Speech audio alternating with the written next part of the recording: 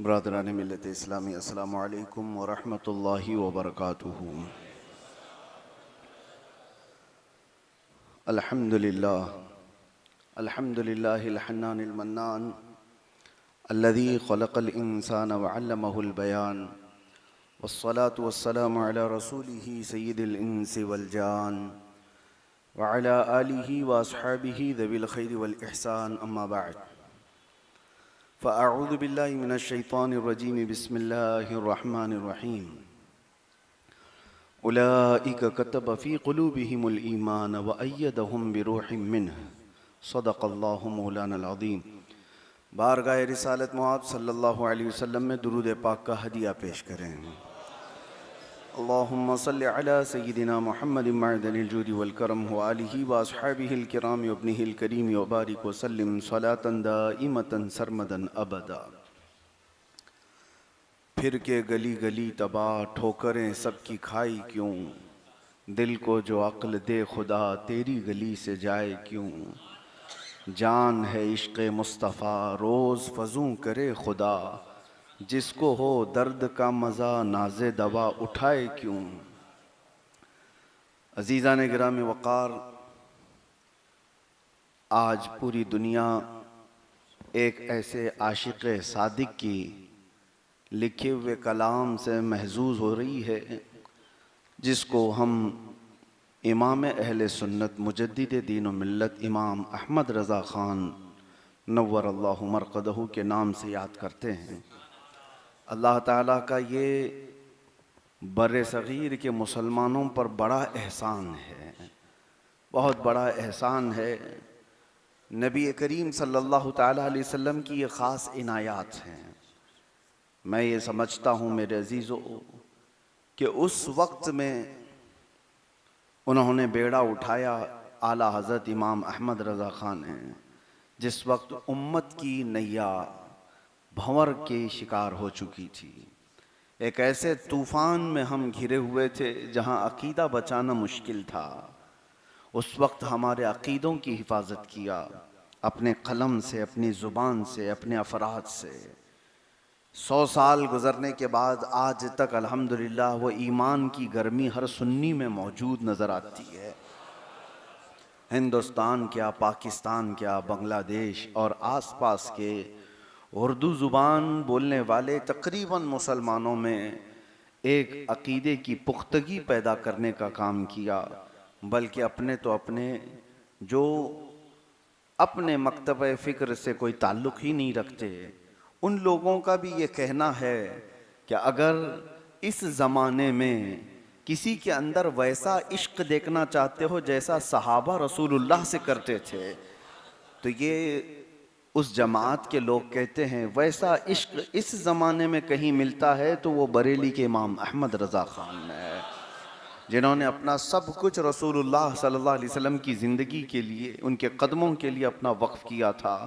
अपने दिल का है उन्हीं से आराम, कहते हैं अपने दिल का है उन्हीं से आराम, सौंपे हैं अपने सारे उन्हीं को काम। लो लगी है कि उस दर के ग़ुलाम चाह रहे दर्द रज़ा करते हैं।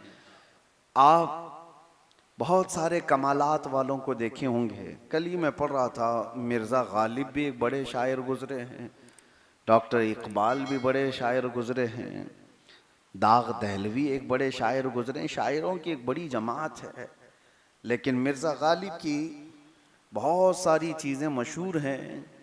75% मिर्ज़ा गालिब के लिखे हुए कलाम अपने ज़माने के बड़े नवाबों के लिए या उस ज़माने के बड़े गवर्नर जो लोग थे उनकी शान में लिखे हुए कसीदे 75% हो जाते हैं। अक्सर हिस्सा कलामात उनके कलामों का वो उस ज़माने के बड़े लोगों की तहनीयत में है। इसलिए कि ज़माना था, आज भी है। शायर लोग, दूल्हा बैठा हो तो सहरा उसकी शान में पढ़ते हैं, कोई सेठ साहब हो तो उसकी शान में शेर पढ़ेंगे। क्यों? कुछ नजराने मिलते हैं। जिसकी शान में शेर और शायरी करी जाएगी वो निकाल कर गड्डियां उसके ऊपर फेंकता है। तो शायर का मिजाज है, बरसों से यही चलता आ रहा है। तो उस जमाने में भी शोरा ने यही अपनाया, आज भी चल रहा है। लेकिन शेर व शायरी के मैदान में कि इनकलाब बर्पा करने वाली ज़ात इमाम अहमद रज़ा ख़ान की है। कलम उठाया और कहा, मेरा ये कलम किसी और की तारीफ में नहीं होगा, मैं गदा हूँ अपने करीम का। करो मदह अहले दुवल रज़ा, पड़े इस बला में मेरी बला, मैं गदा हूँ अपने करीम का, मेरा जीन पा रहे ना नहीं। जहाँ जहाँ आपके कसीदे आप देखें तो एक इश्क झलकता हुआ नज़र आएगा, कमाल की मोहब्बत नज़र आएगी। मैं आला हज़रत इमाम अहमद रज़ा ख़ान फ़ाज़िल बरेलवी रहमतुल्लाहि तआला अलैह के मुतालिक, क्योंकि कल आपका उर्स मुबारक भी है, इसलिए अर्ज़ कर रहा हूँ कि हर सुन्नी नौजवान को सुनी सुनाई बातों पर नहीं, पढ़ करके समझने की ज़रूरत है। फैली हुई बातें बहुत हैं दोनों तरफ से, सुन्नियों में भी देवबंदियों में भी बहुत सारी बातें फैली हुई हैं, और अक्सर का ख्याल ये है कि ये बातें ऐसी जो फैली हैं यही होगा। उस जमात में कुछ और बातें फैली हैं, इस जमात में कुछ और बातें फैली हैं। मैं दावत फ़िक्र देता हूँ, अल्लाह ताला ने अगर अक्ल और सलीका अता किया है तो पहले पढ़ो और फिर समझो कौन क्या कह रहा है, इससे नहीं। कुछ सुन्नी जो होंगे वो बहुत बड़ा चढ़ा करके भी बोल रहे होंगे, गलत बातें भी कह रहे होंगे। होता है जज्बात में, बहुत सारे लोग चूहे को शेर कह रहे हों, ज़मीन को आसमान कह रहे हों, चींटी को हाथी कह रहे हों, ये मुबालगा आराइयाँ भी होती हैं। और कभी दुश्मनी में भी आदमी यही काम करता है, बहुत छोटी सी चीज़ हो रही होगी लेकिन उसको बहुत बड़ा चढ़ा करके बोल रहा होता है। तस्वीर कुछ और होगी, उसका बयान कुछ और कर रहा होगा। तो दोनों, इसीलिए मैं कहता हूँ साफ नजरी के साथ जो आला हजरत को पढ़ेगा, ऐसा हो ही नहीं सकता कि उसके इश्क रसूल नजर ना आए। दुश्मनी भी हटाओ, और झूठी मुबालगा आराइयाँ अगर आपको लगती हैं तो वो भी हटाओ। आप खालिस उनकी किताबें उठाओ और उनको पढ़ो। जो बच्चा 8 साल की उम्र में 2.5 घंटे रसूलुल्लाह की सीरत पर बयान करता हो, उलमा की महफिल में, आप अंदाजा करें अल्लाह ताला की अता नहीं है तो और क्या हो सकती है। आपको पता है सिर्फ 14 साल की उम्र में वो मुफ्ती हो चुके थे और पहला फतवा उन्होंने लिखा है। 14 साल की उम्र में तो अभी बच्चे खड़े होने के काबिल भी नहीं नजर आते हमारे, और वो 14 साल की उम्र से फतवा नवीसी शुरू कर चुके थे। उनसे सवालात उम्मत के हालात पर किए जाते और वो तशफ़ी बख्श दलाइल के साथ जवाब लिख रहे थे।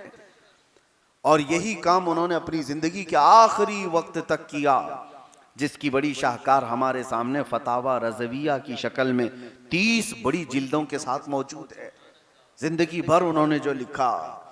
लेकिन सबसे बड़ा किरदार मेरे अजीजों, आपको एक बात मैं बताता हूँ, उनके बहुत सारे कमालात बयान किए जाते हैं। अल्लाह ने गज़ब की ज़हानत दी थी, बहुत मजबूत हाफजा, एक बार जो देख लिया उसको कभी नहीं भूलते, और ये भी पता नहीं रहता कि कब पढ़ते थे। पूरी दुनिया में आज कुरान के मानी कुरान के तर्जुमे के लिए ऑथेंटिक तर्जुमा कंजुल ईमान की शक्ल में मशहूर है, हर सुन्नी के घर में होना भी चाहिए। ये तर्जुमा कुरान का आला हजरत का किया हुआ है, कंजुल ईमान। इसमें ईमान का खजाना है ही, लेकिन मैं आपको बताऊं ऐसा ऑथेंटिक तर्जुमा जिसमें गलतियां ढूंढने के लिए दूरबीन लगा करके लोग बैठे रहे और निकालने की कोशिश करते रहे। आज तक कोई ऐसी चीज निकाल कर नहीं लाए कि ये तर्जुमा गलत हुआ है, फला ऐसा कर दिया, फला वैसा कर दिया। हालांकि मैं आपको 2-3 एग्जाम्पल बता दूं, दूसरे तर्जुमे भी मार्केट में मिलते हैं आज, और क्या से क्या मार दिया है लोगों ने। कुरान तो कुरान है, उसको नहीं बदला जा सकता, लेकिन तर्जुमा करने वाला डंडियां मार सकता है। कुछ भी लिख दिया। एक साहब ने लिखा, इन्ना फतहना लका फतहम मुबीना, सूरह फतह है, 26वें पारे की सूरह है, जिसका मैं तर्जुमा आपको करता हूं। ऐ महबूब, हमने आपको रोशन फतह अता की, इन्ना फतहना लका फतहम मुबीना, हमने आपको रोशन फतह अता की। आगे का जो मसला है वही सबसे बड़ा है, लियग़फ़िर लकल्लाहु मा तक़द्दम मिन ज़ंबिका व मा तअख़्ख़र। अल्लाह ने कुरान में फरमाया, और उसका तर्जुमा करने वाले साहब ने कहा, इसलिए हमने आपको रोशन फतह अता की ताकि आपके अगले पिछले गुनाह हम माफ कर दें। लियग़फ़िर लकल्लाहु, ताकि अल्लाह आपके अगले पिछले गुनाहों को माफ कर दे। ये तर्जुमा मौजूद है। किसी अजनबी के हाथ में ये आए और वो ये हमसे पूछे कि बता तेरे रसूल के अगले पिछले गुनाह कौन से हैं जिसको माफ करने की बात अल्लाह कर रहा है। तर्जुमा तो आपने किया है, उम्मत के एक आलिम ने किया है, तो आप बताइए। इतना बड़ा सवालिया निशान है हुजूर की अजमत पर। और यह अकीदा है हमारा कि नबी मासूम होते हैं, हर नबी मासूम होता है। नबूवत के ऐलान से पहले भी, नबूवत के ऐलान के बाद भी नबी से कोई गुनाह नहीं हो सकता। अगर कोई गुनाह उनकी शान में रख दिया जाए तो ये नबूवत पर सवाल आ जाएगा। तो नबी मासूम है, लेकिन कुरान में ये जो कहा जा रहा है इसका तर्जुमा इन्होंने कर दिया कि तुम्हारे अगले पिछले गुनाहों को अल्लाह माफ कर दिया। इसीलिए मेरे अजीजों, तर्जुमा करने के लिए कुरान का सिर्फ इल्म नहीं, इश्क भी चाहिए। सिर्फ इल्म से जो कर रहा है उसने ऐसा कर दिया। और इमाम अहमद रजा फाजिल बरेलवी ने जब इसका तर्जुमा किया तो कहते हैं, ए महबूब, हमने आपको रोशन फतह अता की ताकि आपके जरिए से आपके अगलों और पिछलों के गुनाहों को माफ कर दिया जाए। आपके नहीं, आपके अगलों और पिछलों के गुनाह माफ कर दिए जाएं। आपके जरिए से अजमत रिसालत को बचाया है और हमारे अकीदे की हिफाजत की है और कुरान के तर्जुमे को भी बचाया है। एक दो जगह नहीं मेरे अजीजों, कई मिसालें मैं आपको दे सकता हूँ। कुरान में सूरह वद्दुहा मशहूर है, वद्दुहा वल्लैलि इज़ा सजा मा वद्दअका रब्बुका वमा क़ला वलल आखिरतु खैरुल लक मिनल ऊला वलसौफ़ युअतीका रब्बुका फतरदा अलम यजिदका यतीमन फ़आवा। इसके बाद आयत आती है, ववजदका ज़ाल्लन फ़हदा। ज़ाल्लन, ज़ाल एक लफ्ज़ है कुरान में, और इसको कहते हैं भटके हुए आदमी को। गैरिल मग़दूबि अलैहिम वलद्दाल्लीन आप करते हैं ना, जो रास्ता भटके हुए हैं उनके रास्ते पर हमको मत चला, ये हम दुआ करते हैं। तो दाल जो लफ्ज है, रास्ता भटका हुआ, गुमराह शख्स को दाल कहा जाता है। और यहां रसूलुल्लाह सल्लल्लाहु अलैहि वसल्लम को मुखातब करके अल्लाह फरमा रहा है, ववजदका दाल्लन फहदा। इसका तर्जुमा एक मौलाना साहब ने यूं कर दिया, क्या रसूल, हमने आपको रास्ते से भटका हुआ पाया तो आपको हिदायत दी। आपको रास्ते से भटका हुआ पाया तो हमने हिदायत दे दी। फहदा, तर्जुमा तो उन्होंने कर दिया, लफ्ज का तर्जुमा लफ्ज के साथ कर दिया जाता है। लेकिन मेरे अजीजों, अक्सर ऐसा होता है कि हू बहू एक लफ्ज का तर्जुमा दूसरी जुबान में वैसे ही नहीं होता। उसके लिए दूसरे मुहावरे होते हैं, दूसरे अल्फाज होते हैं। इंग्लिश को ही ले लो आप, इंग्लिश में हर जो वर्ड है उसका सेम टू सेम उर्दू में नहीं किया जा सकता, कुछ चीजें बदली जा सकती हैं, मुहावरे होते हैं। लेकिन इसका ख्याल नहीं किया जिन्होंने तर्जुमा किया, कर तो दिया, ए रसूल, हमने आपको रास्ते से भटका हुआ पाया तो आपको हिदायत दे दी। लेकिन दाल का एक ही माना नहीं आता कुरान के, अरबी जुबान का खासा है। एक वर्ड होता है 70 माने हैं, किसी के 100 माने हैं, किसी के 500 माने हैं। एक वर्ड के अलग अलग माने, अरबी की जुबान की वसात है ये। तो उन्होंने तो तर्जुमा किया, लेकिन एक तर्जुमा और भी आपको बताता हूं। एक होता है रास्ता भटका हुआ, लेकिन एक होता है अपने आप में गुम हुआ। कैसे? किसी की मोहब्बत ऐसे गालिब आ गई, किसी की मोहब्बत ऐसी गालिब आ गई, आप अपने घर से निकले थे कि मुझे मिलना है अपने मुर्शिद को, और मोहब्बत इतनी गालिब थी मुर्शिद की कि वो रास्ता देख ही नहीं रहा है, चले जा रहा है, चले जा रहा है। तो उसको गुमराह नहीं कहते, वो किसी की मोहब्बत में गुम है अपने आप में। वो रास्ते का भटका हुआ नहीं है, वो किसी की मोहब्बत में अपने आप में गुम है। गुम होना अपने आप में अलग है, गुमराह होना अलग है। अब आला हजरत फाजिल बरेलवी ने जब इस आयत का तर्जुमा किया तो यूं कहा, ऐ महबूब, हमने आपको अपनी मोहब्बत में खुद रफ्ता पाया तो अपनी तरफ रास्ता दिखा दिया। ये है गुमराह आपने कह दिया, और एक तरफ एक आशिक सादिक कह रहा है, नहीं ए रसूल, हमने आपको हमारी मोहब्बत में खुद रफ्ता पाया तो अपनी तरफ रास्ता दिखा दिया। तर्जुमा करने के लिए भी इश्क के उस मंजिल पर पहुंचना जरूरी है जहां मकाम नबूवत का अदब मलहूज रहे। मेरे अजीजों, इमाम अहले सुन्नत फाजिल बरेलवी के इस तर्जुमे के बारे में जो मैं कह रहा हूं, जहानत पर मुझे बात करनी थी, इसलिए कि ये जो तर्जुमा है जो पूरी दुनिया के सुन्नी मुसलमानों का ईमान का खजाना है। कंजुल ईमान का मतलब ही होता है ईमान का खजाना। हर मस्जिद में मौजूद है, हर घर में मौजूद है, लेकिन इसको लिखा कब, कितनी मेहनत लगी। इनके शागिर्द रशीद मौलाना अमजद अली सदरुल शरिया रहमतुल्लाह ताला अलैह फरमाते हैं, हम फतवा लिखते थे, आला हजरत के शागिर्द हैं। एक बार मैंने जिक्र किया आला हजरत से कि हुजूर, कुरान के तर्जुमे की भी बहुत सख्त जरूरत है, आप तर्जुमा भी फरमा दें। आला हजरत ने फरमाया, मौलाना वक्त नहीं रह गया, बहुत कम रह गया है। फतवा नवीसी, किताबों की तस्नीफ व तालीफ, बहुत सारी चीजों में वक्त निकल जाता है, वक्त बहुत कम रह गया। फिर भी कहा, आपकी ये ख्वाहिश है तो इसका एहतराम किया जाएगा। एक काम करें, रोजाना दोपहर के खाने के बाद जो सुन्नत है कैलूला करना, सोना, थोड़ी देर सोना हुजूर की सुन्नत है, आला हज़रत करते थे। दोपहर के वक्त जो कैलूला का वक्त है मेरा, बस वही खाली रह गया है। एक काम करें, आप कलम कापी लेकर के रोजाना कैलूला के वक्त आ जाएं, उतने वक्त में मैं ये कुरान का तर्जुमा आपको कराता रहूंगा। सदरुल शरिया फरमाते हैं, जिस वक्त आला हजरत के वो थोड़ी देर आराम करने का वक्त होता था, आपने वो वक्त भी खत्म किया और उस वक्त में ये कुरान का तर्जुमा रोजाना लिखाते रहे। और थोड़े ही दिन गुजरे थे कि कंजुल ईमान की शक्ल में हमारे पास तर्जुमा आ गया था। वो कुरान का तर्जुमा करने के लिए कितनी किताबें, कितनी तफसीरें लेकर बैठना होगा, लेकिन वो अपने कैलूला के वक्त कुरान का तर्जुमा कराते रहे और अल्लाह ने उनके कलम को गलतियों से भी महफूज कर दिया। अज़ीज़ा ने गिरामी वक़ार, ये सब बातें जो मैं कह रहा हूँ, उनका कमाल, उनका इल्म, उनका तक़वा, उनकी तारत, उनकी जहानत, ये सब चीज़ें ये कसबी नहीं होती, कमाई हुई नहीं होती।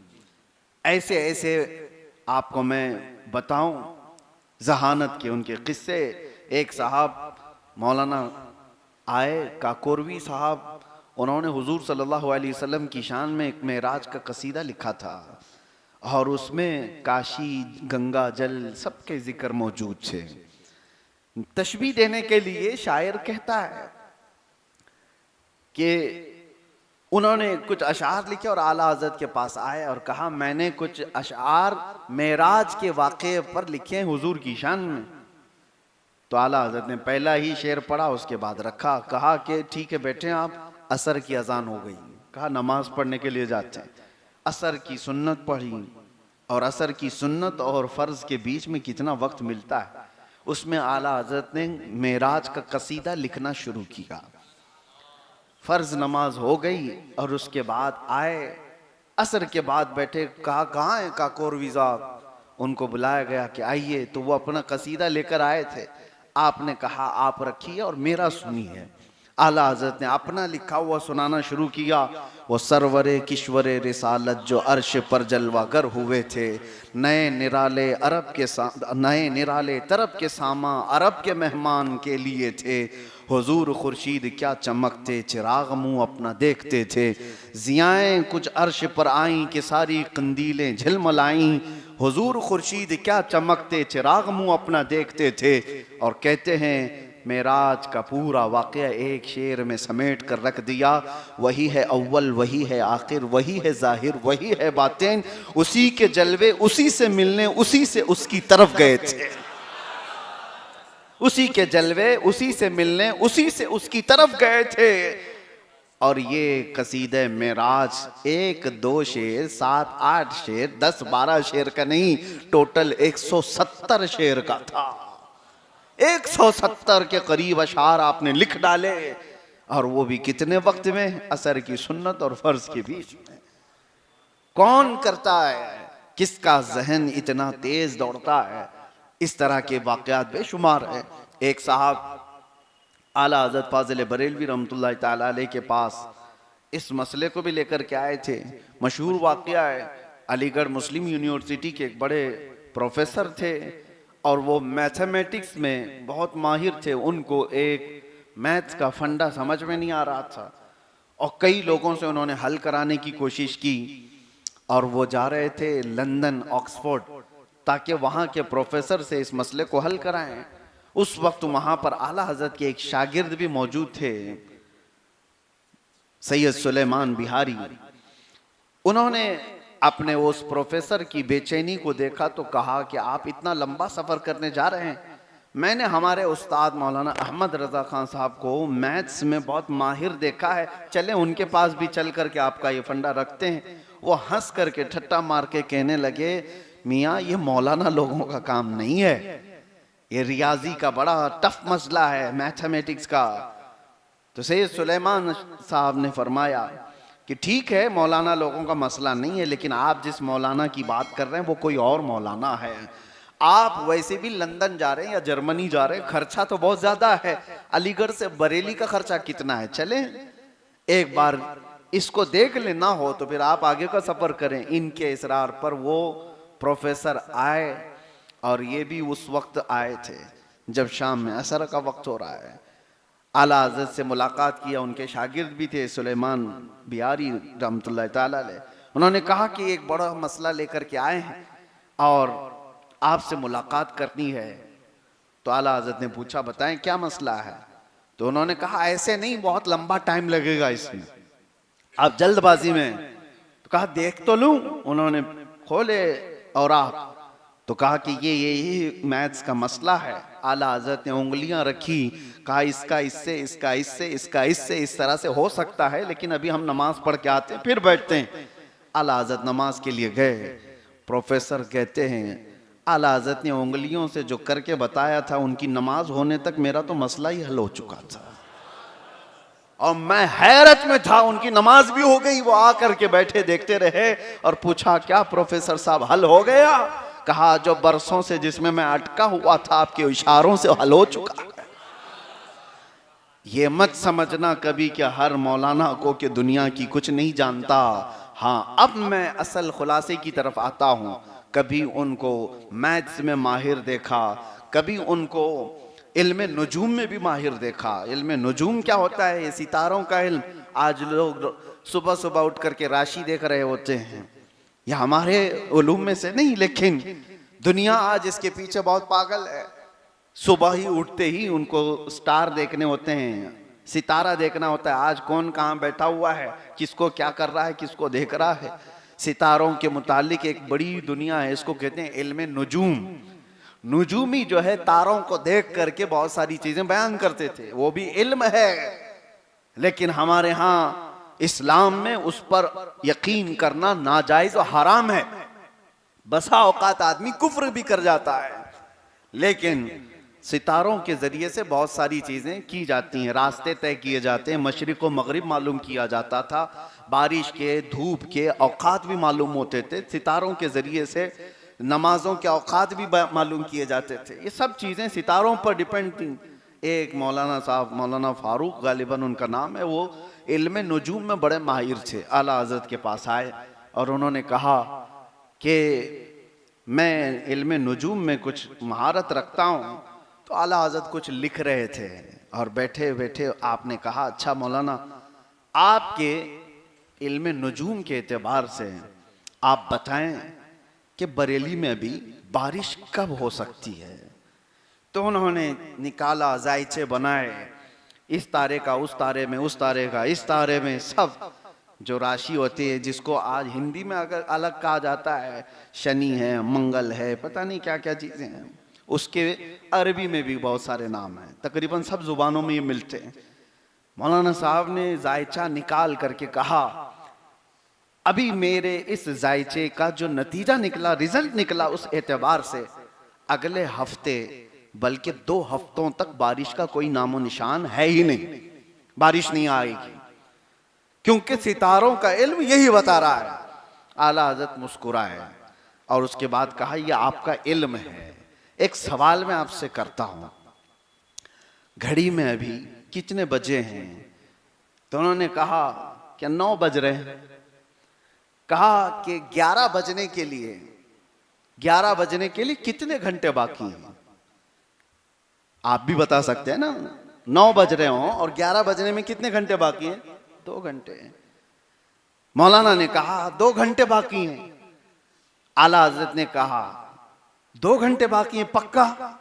कहा हाँ बिल्कुल, 2 घंटे के बाद ही 11 बजेंगे। आला हज़रत उठे और दीवार से घड़ी को उतारा और उसकी सुइयां घुमा करके उसको 11 पे पहुंचा दिया और कहा, ये देखिए आप कह रहे थे 2 घंटे बाकी हैं, ये तो 11 अभी बज गए, 11 अभी बज गए। वो हंसने लगे। मौलाना कहा कि ये तो एक लतीफा है, आपने घुमाया तो 11 बजे। कहा यही मैं बताना चाहता हूं, जमाने का निजाम जो चल रहा है उसके कवानीन अलग हैं। आपके इल्म के एतबार से 2 हफ्ते तक नहीं, मौला अगर चाहे तो अभी बारिश हो जाए। अकीदा ये है 2 हफ्ते क्या बात, 1 हफ्ता क्या बात, कल क्या बात, अगर मेरा रब चाहे अभी इसी वक्त बारिश हो जाए। मौलाना फारूक साहब कहते हैं, ये जलाल में आला हजरत ने कहा था, मैं उनकी खानकाह से निकलकर बाहर निकला ही था, पूरे बरेली में झमाझम बारिश हो रही थी। जो उनके इल्म नुजूम के एतबार से 2 हफ्ते तक बारिश थी ही नहीं। मेरे अजीजों, इल्म नुजूम अपनी जगह पर, अल्लाह की जात पर तवक्कुल और यकीन अपनी जगह पर। उलूम चाहे जो भी कहते हो, ये गजब की जहानत थी। ऐसे बहुत सारी चीजें हैं।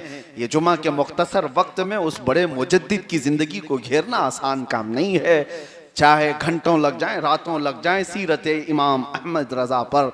मेरे अजीजों, ये सब कमालात जो मुझे बताने थे, एक ही उसका नुक्ता है, जहानत मिली है, तकवा मिला है, तहारत के इमाम बने हैं, कलम की ताकत मिली है, जुबान में अल्लाह ने असर दिया है। ये सारी चीजें एक वजह से है। वजह क्या थी कि इमाम अहमद रजा फाजिल बरेलवी का अकीदा, उनका मसलक, उनका अमल, उनकी चाल चलन, सब कुछ इस शेर में थी। उन्हें जाना, उन्हें माना, न रखा गैर से काम, लिल्लाहिल हम्द मैं दुनिया से मुसलमान गया। एक जात की तरफ ऐसा लौ लगाया हुआ था कि जो कुछ भी मिल रहा था वो बारगाह रसूल से डायरेक्ट आ रहा था। उस रोशनी का असर था। जो उस रसूल पाक से कमाल की मोहब्बत करता है, उसके जहन में वैसी चमक भी पैदा कर दी जाती है। इश्क रसूल जिसके सीने में आता है, उसका जहानत भी बढ़ा दी जाती है, उसके कामों में असर भी बढ़ा दिया जाता है। आला हजरत का कमाल उनके बाप दादाओं से, उनके ख़ानदान से या उनके हासिल किए हुए इल्म की वजह से नहीं। मैंने तो अभी जो बताया, बड़े बड़े टफ मसले मैथमेटिक्स से वो हल कर देते थे। आपसे पूछा गया इतना सब आपने सीखा कहाँ से? प्रोफेसर साहब ने पूछा, इतने हाई लेवल के मैथ्स के मसले जो प्रोफेसर लोग हल नहीं कर रहे, मौलाना आपने कहां से सीखा, आपके उस्ताद कौन है इसमें?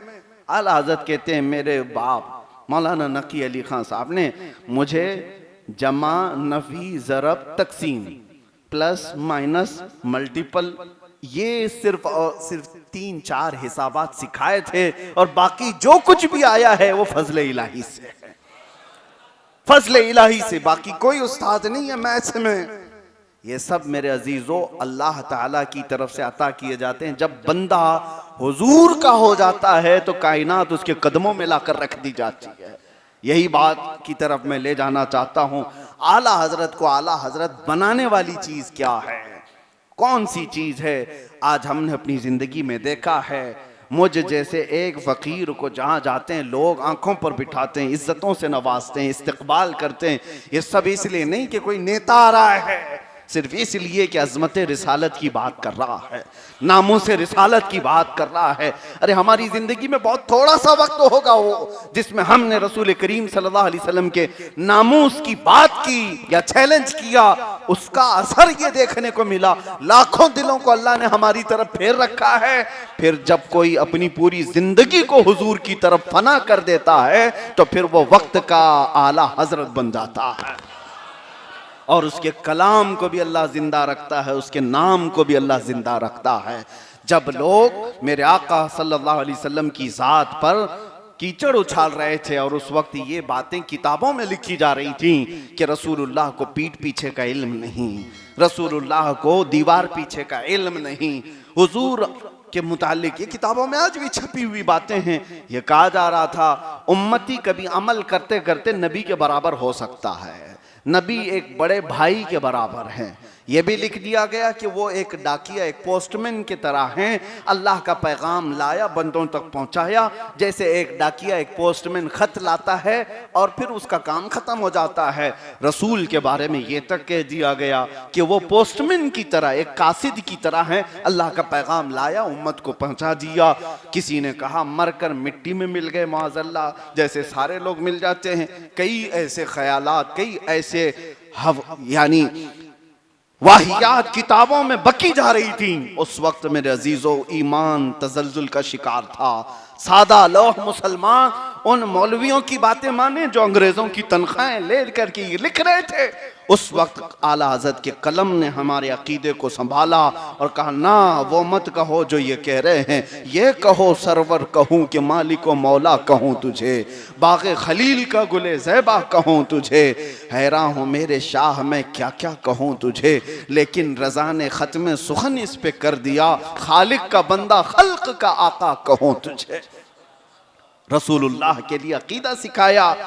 तुम ऐसे ना कहो जैसे वो कहते हैं, बल्कि अपने रसूल के लिए यूं कहो या रसूल अल्लाह करूं तेरे नाम पे जान फिदा, न बस एक जान दो जहां फिदा, दो जहां से भी नहीं जी भरा, करूं क्या करोड़ों जहां नहीं।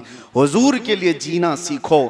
जब कभी कोई दूसरों की तारीफ कर रहा हो तो तुम अपने नबी की शान में यूं कहो वो कमाल हुस्न हुजूर है कि गुमान नक्स जहां नहीं, यही फूल खार से दूर है, यही शम्मा है कि धुआं नहीं।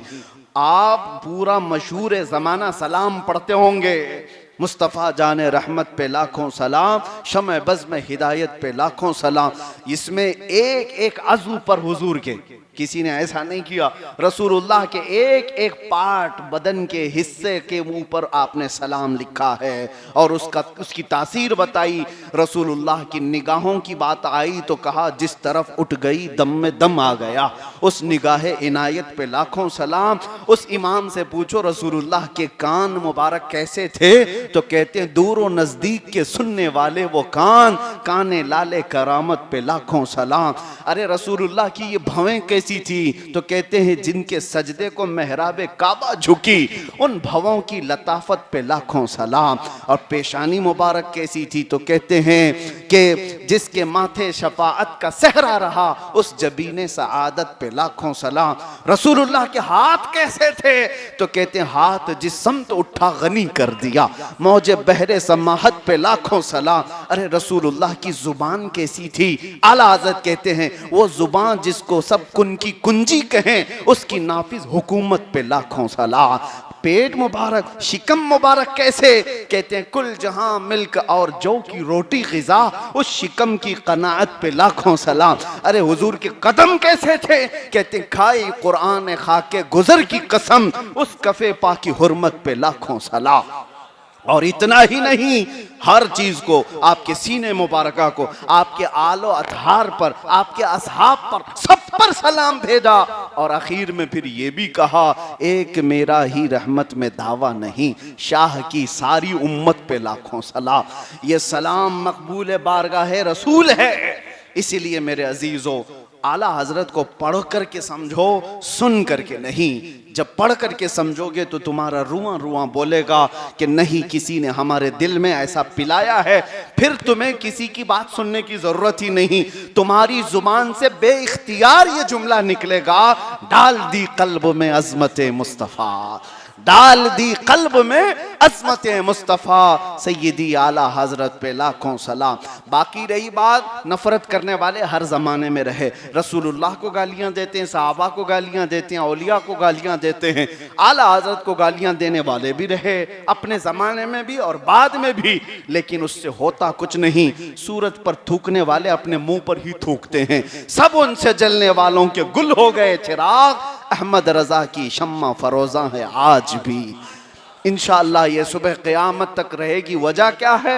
अपने बाप दादाओं की बात करने वाले सो गए, रसूलुल्लाह की बात करने वाले हमेशा अमर रहे। उनकी जिंदगियां अल्लाह महफूज रखता है, सहाबा की सीरतें अल्लाह महफूज रखा है, रसूलुल्लाह की शान में पढ़े गए कसीदे अल्लाह महफूज रखता है। इसीलिए हमारे पास जितनी जिंदगी बाकी है मेरे अजीजों, यही करके जाओ। कल क़यामत के दिन जब उठाया जाए तो तुम्हारा उन लोगों में नाम ना आए, बल्कि नाम आए हुजूर के आशिकों में। कब्र में मुनकर नकीर भी झंझोड़ कर उठाएं और पूछें रसूलुल्लाह के बारे में क्या कहता था, तो ये आए काएं कहने वाले लोगों में से ना हो। अगर आला हजरत को पढ़ता था तो झूम कर मुनकर नकीर से भी कहेगा, इनके बारे में पूछते हो क्या कहते थे? हम तो ये कहते थे सारे अच्छों में अच्छा समझिए जिसे, है उस अच्छे से अच्छा हमारा नबी। इंशाअल्लाहुल अज़ीज़ अल्लाह ताला हमारे अक़ीदे को महफूज रखेगा। और हर सुन्नी नौजवान की बार के लिए ये मेरी नसीहत है कि आला हज़रत को पढ़ो और अपने बच्चों को पढ़ाओ और ये मुंतकिल करो और अपने ईमान की हिफाजत करो। व आखिरु दावाना अनिल हम्दुलिल्लाहि रब्बिल आलमीन। अस्सलामु अलैकुम।